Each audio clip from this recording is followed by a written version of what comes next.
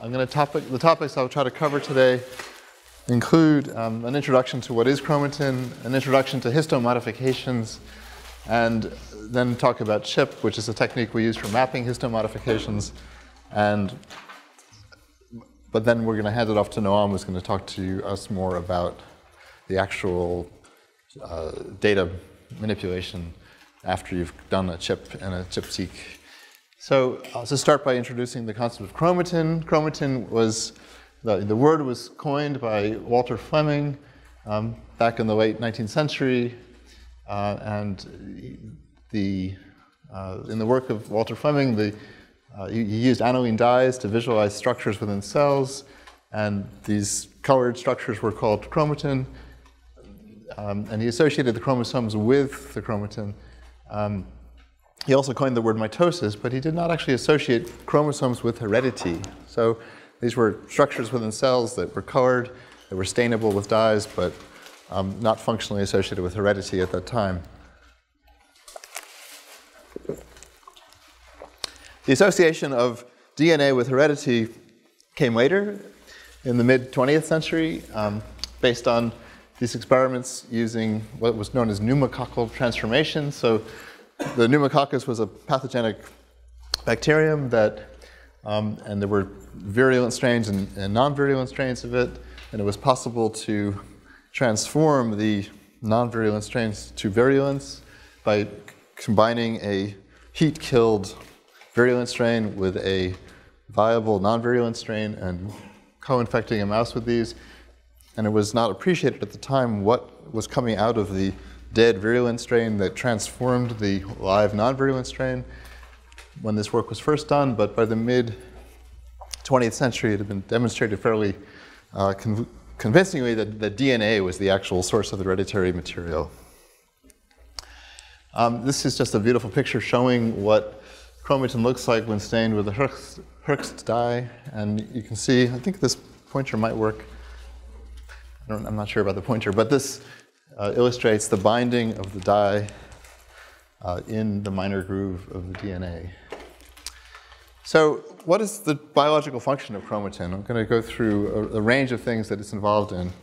And first of all, we all know it probably first and foremost as the hereditary material, the thing that stores the information that it takes to make an organism, the blueprint of life, as it's frequently called. The thing whose sequence tells us what the sequence of proteins will be, for example. And so on the left, you see a representation of the genetic code. And on the right is the familiar double helical structure of DNA. So that's the first job for chromatin. But continuing, the storage of information implies not just a place to put the information, but a way to physically get it into a cell. So there's a tremendous amount of compaction that has to happen for the meters of DNA that exist in a cell to fit into the nucleus of the cell. And chromatin and the package of DNA and the proteins is associated with is essential to the compaction and physical storage of DNA in the cell. There is a role for chromatin in DNA repair, which is related to the fidelity of storage. So over time, DNA is subject to damage, and there are numerous repair mechanisms responsible for the correction, the restoration of the correct sequence of the DNA after certain types of damage. And this particular image shows foci in which double-strand breaks are being repaired, and there's an accumulation of a particular variant form of a histone protein at the sites of repair, so-called histone H2AX.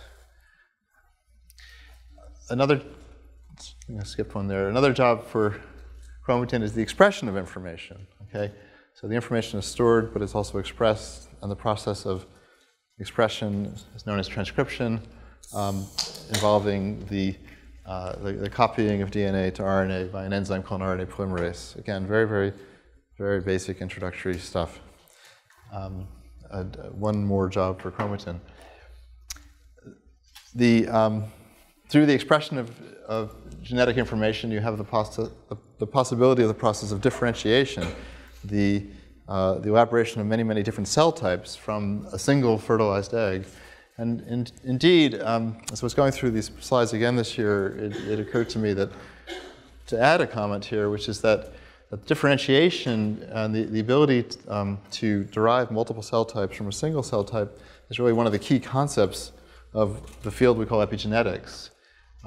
Because through this process, which is basically the use of specific information in specific cells, is how differentiation is achieved.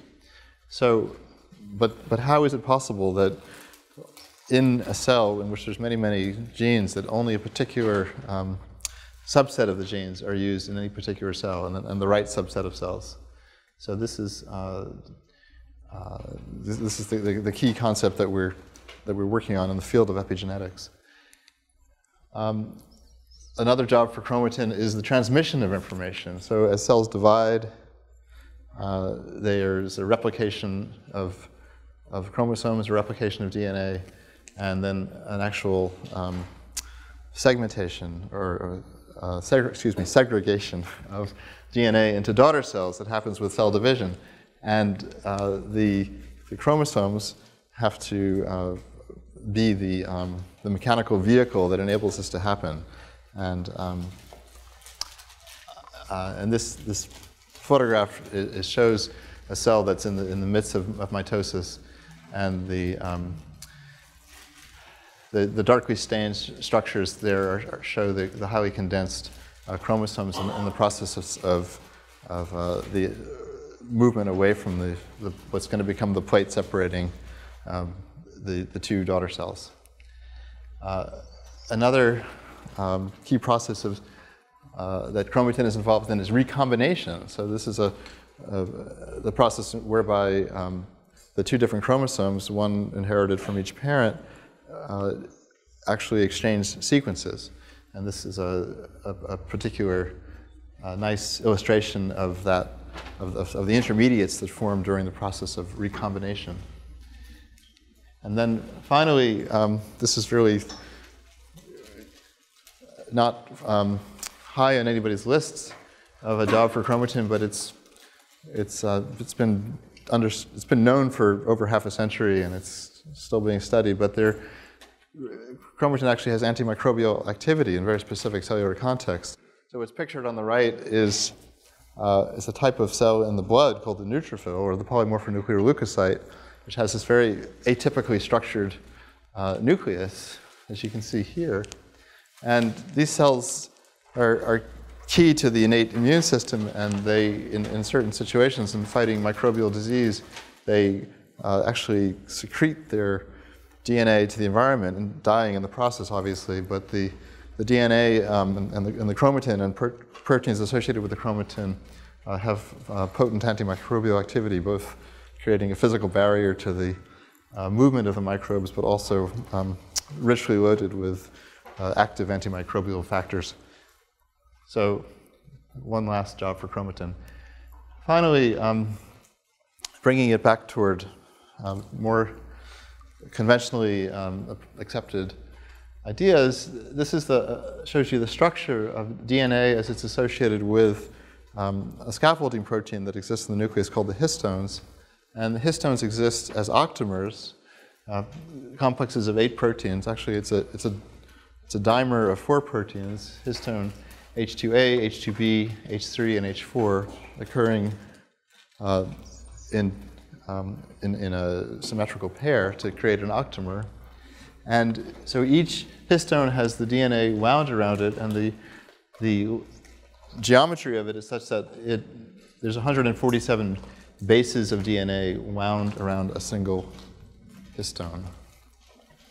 And this shows basically the canonical histone structure, but there are a number of variant forms of these proteins. I mentioned H2AX a moment ago as being a variant that's associated with DNA repair. H2AZ is a special form of histone H2A that is essential for development, is localized in the vicinity of the centromeres. Histone H3 occurs in 3 different genetic forms. And then there's a histone H3 variant called SEMP-A, which is a variant associated with heterochromatin and centromeres. this is just a beautiful picture of the co-crystallization of DNA and histone proteins that was accomplished by Carolyn Luger in 1997. And it helps me transition nicely to the next topic. Because one of the things you can see in this picture, and it's very easy to make out the double helical DNA wound around the outside, and the colored proteins in the middle, the colored structure in the middle represent the 4 histone proteins that make up the histone octamer. But I'll call your attention to this particular structure circled by the red circle, and that's the tail of the histone H3. And you can make out from this figure that it is the most accessible part of the whole structure in terms of accessibility to the outside. And that has significance for everything we're going to talk about later today, because the amino-terminal tail of histone H3 is highly enriched in modifiable amino acids that have modifiable chemical groups on them, and in particular lysine, arginine, serine, and threonine. And I've circled on each of these amino acids the modifiable residue. And so, for example, one of the modifications that lysine can participate in is trimethylation of that epsilon amino group. So if you compare that to that, okay? And this figure then shows the actual sequence of the amino-terminal tail of histone H3, but all the little colored boxes represent the modifiable residues in the amino-terminal tail. And so mass spec studies have been used to characterize the number of different modified forms of histone that occur, and Jake Jaffe at the BroadE has been very involved in this kind of work. And it's we don't begin to have a complete knowledge of the diversity of combinations of modification states that this protein can participate in. But what you can see in this figure, at least, is a listing of all the different modified forms that have at least been demonstrated, and many of these have antibodies that already exist that can be purchased to study these different modifications. And this figure, if I recall correctly, is from a catalog of an antibody vendor. So it's a comprehensive summary of many of the modifications that exist in the amino-terminal tail of histone H3. And as we'll discuss, these modifications are accomplished by enzymes that are responsible for the modification of these residues. And these enzymes are becoming increasingly interesting because of the fact that they're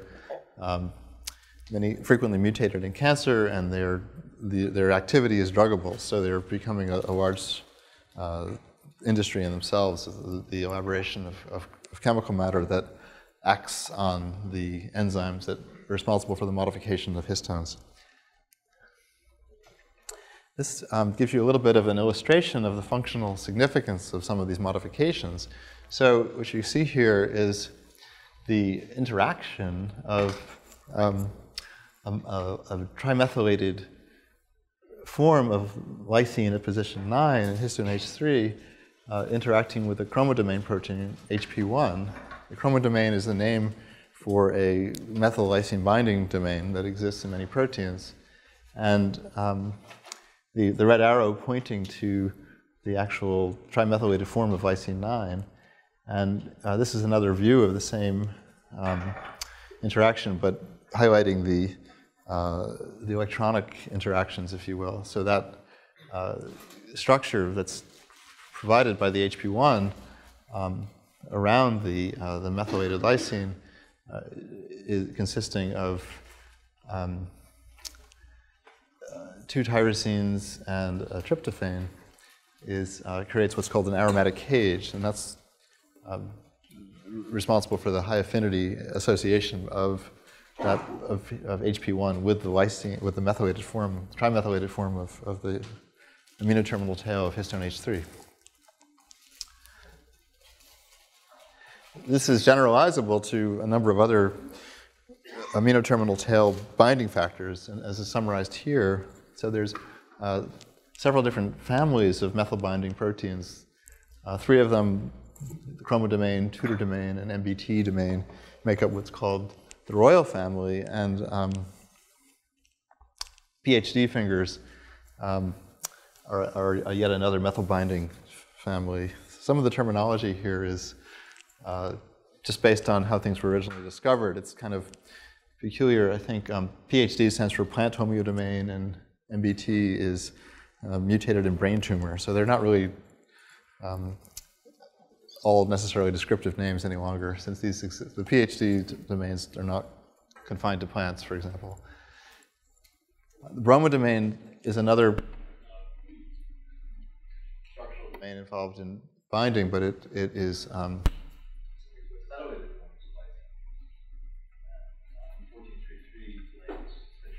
are involved in binding to the phosphorylated forms of serine, which also exists in the amino terminal tail.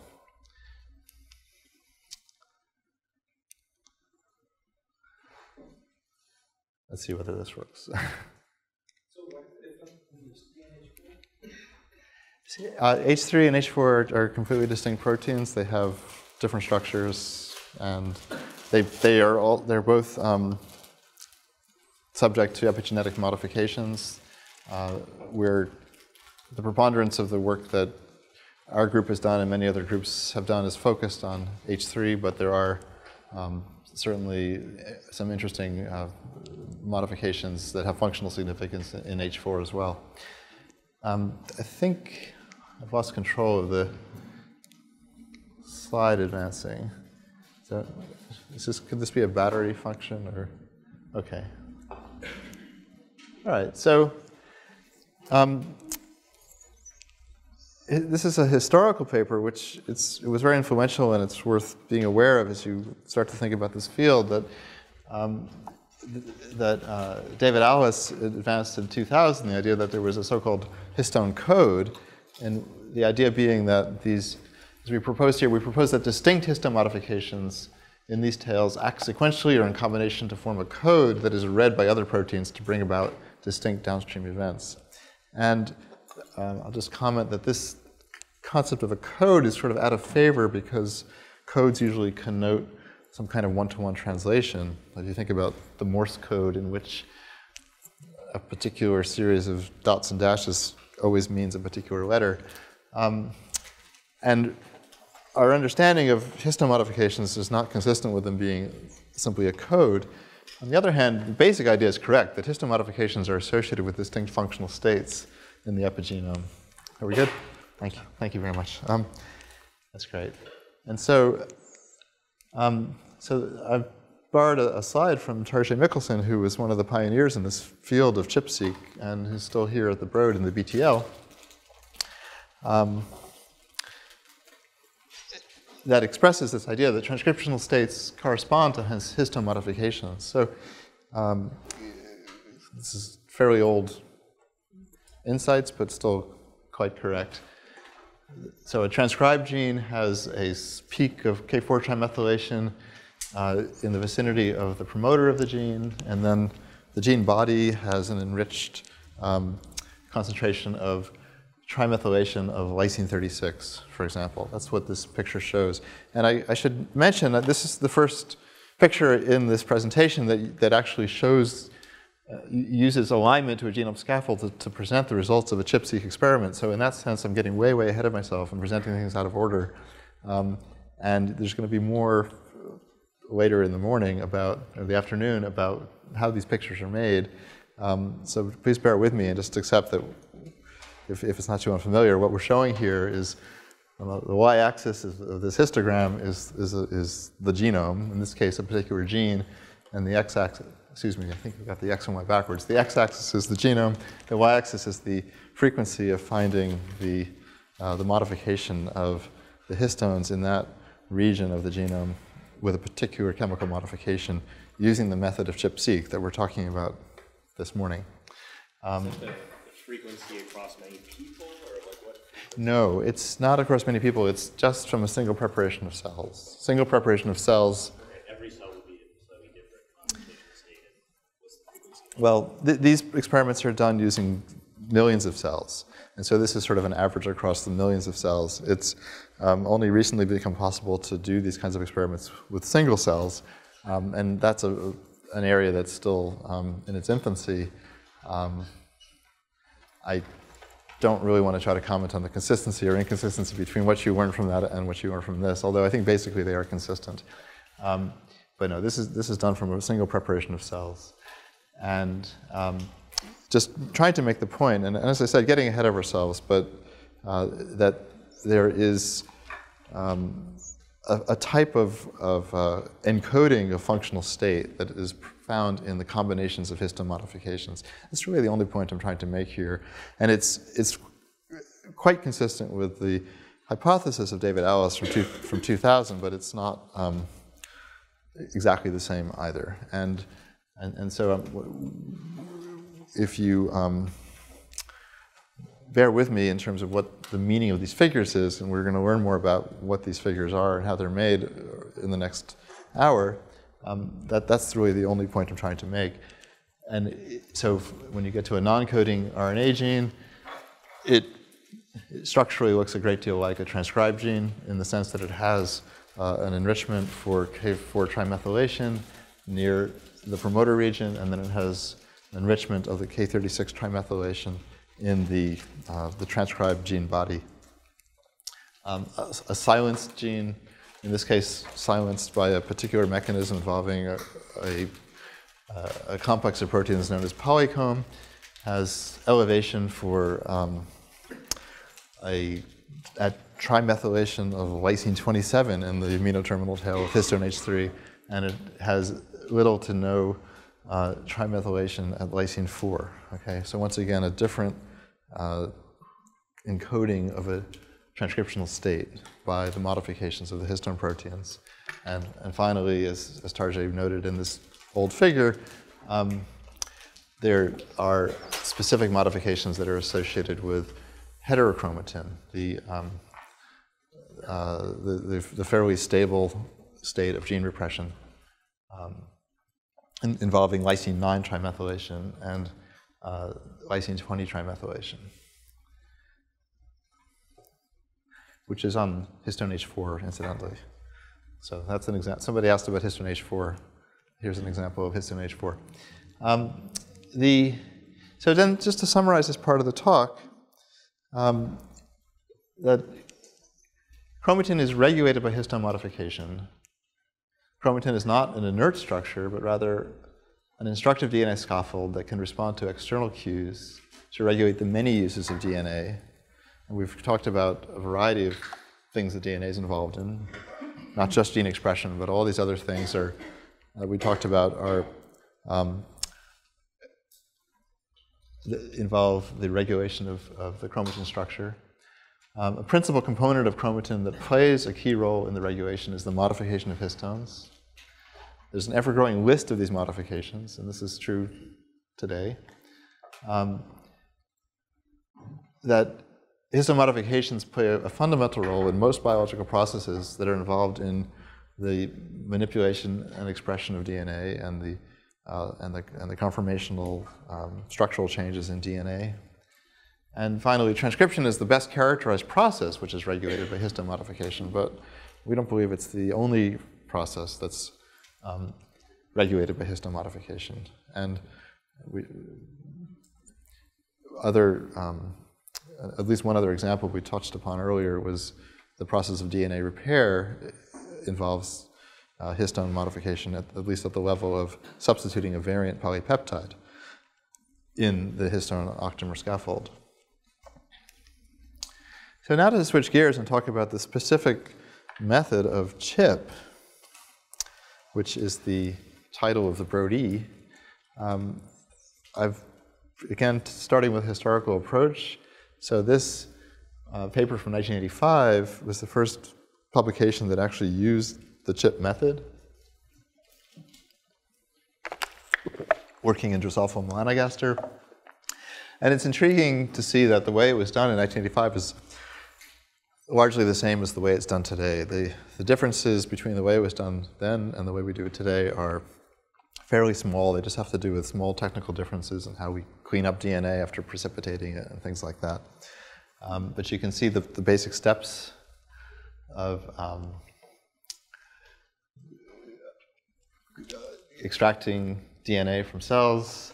And you notice the word sonicate there, which is breaking up the DNA into small bits, and then combining it with an antibody to pull down a fraction of interest. In this case, they were using an antibody not to a histone modification, but rather to DNA polymerase itself.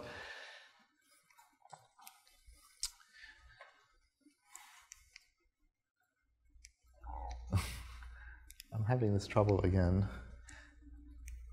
Okay, that's good. So again, this is to replicate what was in the prior slide, but with an easier to see picture. The basic steps in chromatin immunoprecipitation involve chromatin extraction through detergent lysis of cells, somehow breaking up the DNA into smaller bits, and then introducing an antibody that recognizes some aspect of the chromatin, whether it be a histone modification or a chromatin-associated factor, and using the method of immunoprecipitation to pull down this complex.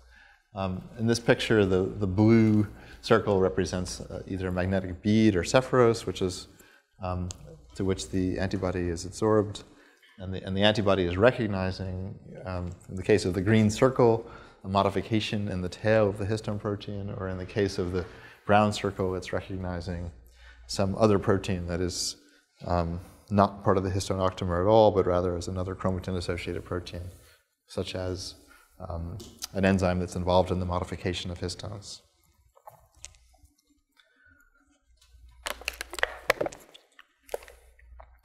And so, I guess, shifting gears now, I mean, the next few minutes of the talk are more targeted toward people who are either doing ChIP or thinking of doing ChIP and have confronted some of the complexities and the ways that one can do ChIP, and kind of wondered what the rationale is between some of these methodological choices. And so I'm going to try to review as best I can, what I know about the strengths and weaknesses of all the different approaches that one has to confront in setting up ChIP. So there are two basic methods of ChIP called X-ChIP and N-ChIP. X means cross-linked, and N means native. So in X-ChIP, you start by doing formaldehyde fixation of your tissue, which is a cross-linking agent that both makes protein-protein cross-links, but also makes protein-DNA cross-links. N-ChIP bypasses the use of formaldehyde. In our group, we exclusively use X-ChIP, but there's probably things that work better with N-ChIP. N-ChIP is potentially superior in cases where you're working with an epitope that's sensitive to formaldehyde denaturation, for example. So there's probably some antibodies that work well, for example, in indirect immunofluorescence experiments or Western blotting, but don't work in ChIP, and it might be that they're recognizing regions of the protein whose conformation changes when you expose the protein to formaldehyde. When people are using antibodies to transcription factors, the literature principally uses X-ChIP. For chromatin-associated factors, only X-ChIP is routinely used. So the main, sure, thanks. So I think the last point I was going to make is that N-ChIP is valid for antibodies to histone modifications, but that X-ChIP is principally or exclusively used for pull downs involving recognition of transcription factors and chromatin-associated proteins. I think if you're using formaldehyde for your cross-linking, it's just very important to use fresh materials, that we've discovered that over the years. Time and temperature are key variables. Cross-linking proceeds more quickly at higher temperature than it does at room temperature. So take that into consideration. The fragmentation of DNA proceeds very differently based on the extent of the cross-linking. So in our work, we routinely check to see how successful the DNA fragmentation has been, because each cross-linked batch of cells could have a different degree of cross-linking and therefore require a slightly different degree of sonication. So we try to re-optimize the sonication for different batches of cells based on there being some variability in the progress of cross-linking. Question? Can you comment on the difference between the native and the, like, what the advantages and disadvantages are related to formaldehyde? Yes, the key advantage of cross-linked ChIP is that peripherally associated factors don't have as much of a chance to get lost. The key disadvantage is that the antibody could be recognizing something that is perturbed by the cross-linking, and therefore you will recover nothing. So when people are interested in pulling down things based on the histone itself, such as a modification of the histone, then the N-ChIP can work reliably because there's already a fairly stable association between the DNA and the histone. On the other hand, if you're trying to recognize a peripherally associated factor, such as a component of a modulatory complex, a co-repressor complex, there people would always use formaldehyde fixation. And I'm sure there's exceptions to everything I'm saying, where someone will prove me wrong tomorrow, but that is the summary based on a lot of experience. Okay.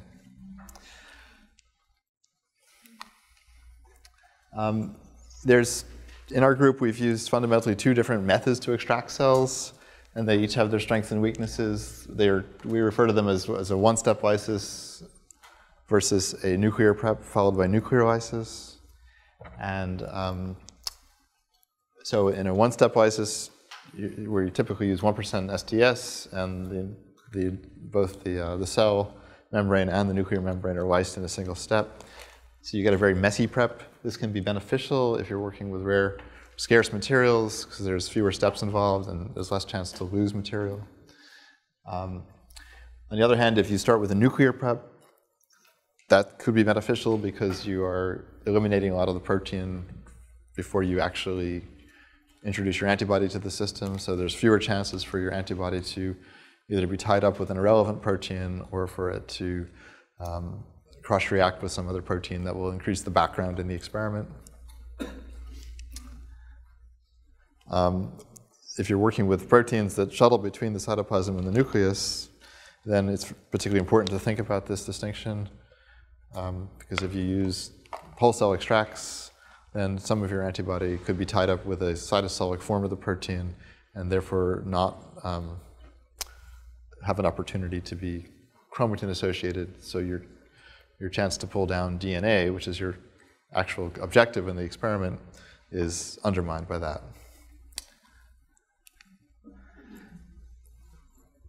Methods of fragmenting DNA. There are two basic options. There's acoustic energy and enzymatic fragmentation. The acoustic energy, also usually known as sonication, and there are a few technologies that are available to do this. Currently, we most frequently use a Branson probe sonicator, which means that your tube is open and the probe is inserted into the tube, which is can be messy. There's a closed tube method from Covaris that is actually very powerful, and our work is moving more and more in that direction, particularly as we learn better how to use that method. And then there's another type of closed tube method where we have an instrument that we no longer use, but which a number of people have had great results with from Diagenode. In terms of enzymatic fragmentation, this is typically done with micrococcal nuclease, and it's often used with N-ChIP, in other words, in the absence of formaldehyde.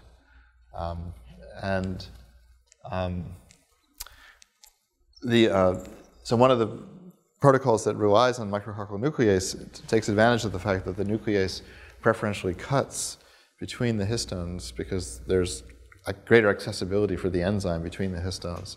So microhardcore nuclease ChIP is used in situations where people are trying to map the specific locations of the histones on the DNA. And Shirley Liu's group at Dana-Farber has done some beautiful work with this, where they've shown in cases where a promoter is activated, the histone actually moves over and a gap forms. And you can only measure these kinds of things with microhardcore nuclease ChIP because of the preferential cutting between the histones. The sonication, in contrast, is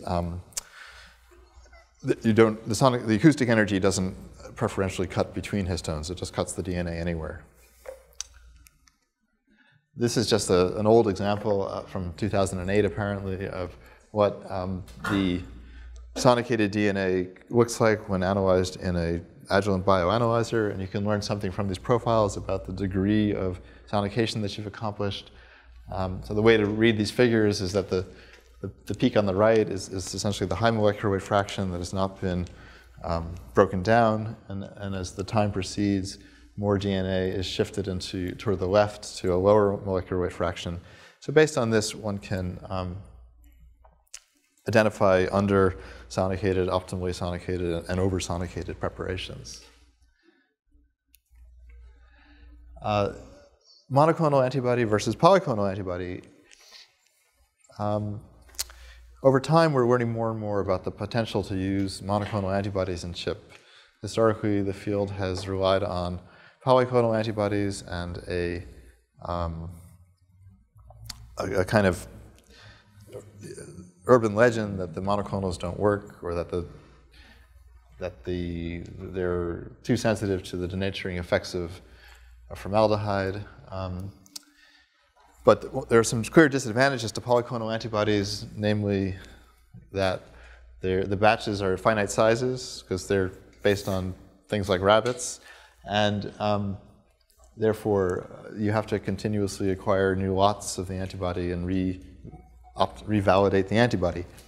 The hope is that as we move more toward monoclonal antibodies, we'll be working with larger batch sizes and need to invest less and less effort in the antibody validation.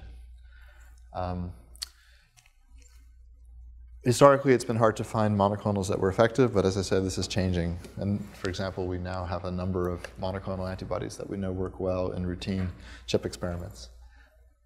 Do you just have to find them from the literature, or is there like some repository of information somewhere where it's like, you know, this transcription factor is this antibody? I mean, the vendors are probably the best single repository of that. The ENCODE project that we've participated in has invested a lot in doing transcription factor ChIP. That the group of Mike Snyder is associated with that, and they've done ChIP experiments with well over 200 different antibodies to transcription factors. As with anything else, though, you'd probably need to prove that you believe any particular one works in your own hands by doing suitably controlled experiments in which you can know that you're able to pull things down and recover DNA using an antibody you have a lot of confidence in, and then you try these more experimental antibodies and to validate that you're recovering material that's consistent with the expected pattern for that antibody. Transcription factors, of course, there's all information about the site that the transcription factor binds to, and therefore it provides an additional basis to validate the plausibility of the result. This image is just showing a little bit about the routine method that we use to verify the specificity of the binding of an antibody to a histone modification. So the inset on the top right is a picture of an array of modified peptides that we purchased from a commercial source, active motif, and the graph shows the amount of reactivity of this particular antibody with each of these modified peptides. And you can see that this antibody, which is designed and raised to recognize K4-trimethyl is actually a very pure antibody. It has a little bit of cross-reactivity, as is labeled here with H4 K20 trimethyl. So it has a little bit of off-target activity toward another trimethylated lysine. But this degree of cross-reactivity would be seen as very acceptable. It's minor.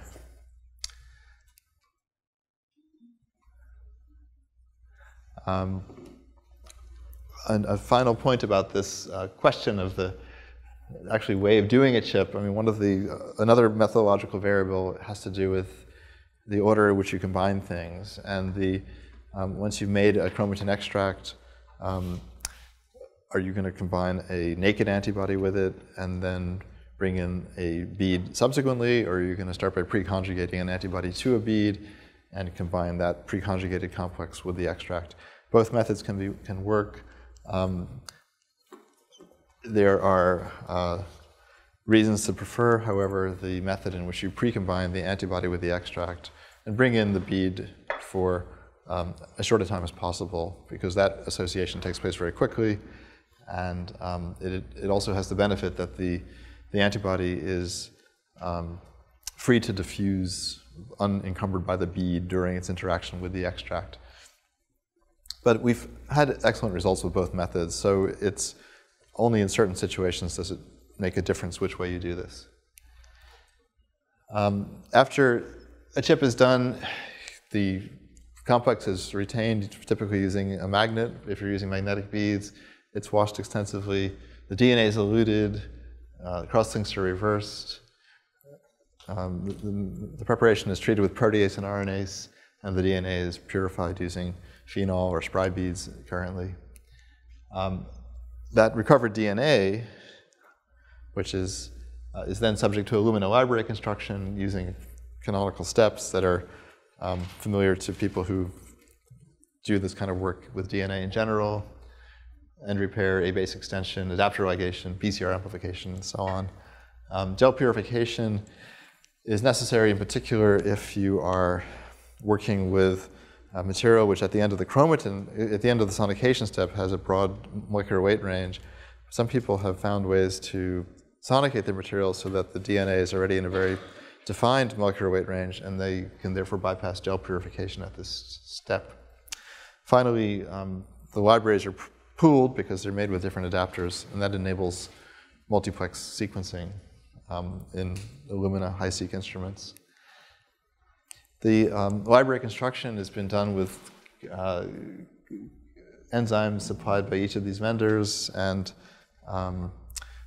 historically we've done a lot of work with the NEB enzyme. At the moment we're exploring a transition to the kappa enzyme, and there's another technology from Rubicon that is very powerful and works with lower inputs still, which could be the better of them, best of all for low input situations where you're working with reduced numbers of cells. And so finally, when we do the Illumina sequencing, you can do single-end sequencing or paired-end sequencing, and the read length just has to be long enough to support the alignment process. So for years we did single-end 36 base pair Illumina sequencing. As Illumina sequencing has gotten cheaper and cheaper, there's a move to longer sequencing, longer stretches, which gives you a marginally better recovery of uniquely alignable reads. And it's still a point of some contention whether it's the extra money spent on sequencing is worth the extra information you recover from this. So in the ENCODE project, which we participate in, there's a working group that's trying to evaluate what is the optimal way to do sequencing. Obviously, paired-end sequencing has the benefit that you can learn from the data something about the distribution of fragment sizes in your library. You don't need a 75 base pair read to do alignment, but as I said, you'll get a smaller number of non-uniquely alignable reads if you do a longer read. And finally, after sequencing, the reads are aligned to a genome scaffold to support data visualization and interpretation, and I think Noam's talk is going to take off there. So I'm just leaving you with this graphic to set up no-arms remarks, which will start in a few minutes. Just want to leave you with two thoughts about new developments in the way we're approaching ChIP. One is the introduction of more robotic automation of ChIP. And so we're collaborating with Alon at the BTL, who is opening a capacity to do robotic ChIP as a service organization. And this is one of the proof of concept slides that we've assembled in the past year based on the work we've already done with robotic ChIP. Meaning, and what I mean by this is that the Agilent Bravo was used for the entire ChIP process from start to finish, both ChIP and library construction. The input was sonicated chromatin and all the downstream steps took place robotically on the deck of the robot. And so what's shown in the figure here is a kind of an optimization experiment that one can do in a robotic setting, because by using the robot, you've eliminated all other sources of variability. And so what was done here was just to vary the amount of antibody used. In this case, an antibody to EZH2, which is the catalytic subunit of a multi-protein complex that is responsible for the trimethylation of lysine 27, and it's a repressive mark associated with the repression of gene expression. And you can see, based on the green box in the middle of the figure, that there's a signal in this experiment that comes from the intermediate quantity of antibody. And if you use too little or too much antibody, you get no signal. So this intrigued us, and it led to the desire to do more and more of this kind of work, to see whether we can, in some of these situations where it's been hard to get ChIP to work, through more systematic optimization and titration, exploration of the ratios of input materials, can we find sweet spots where ChIP will be more successful.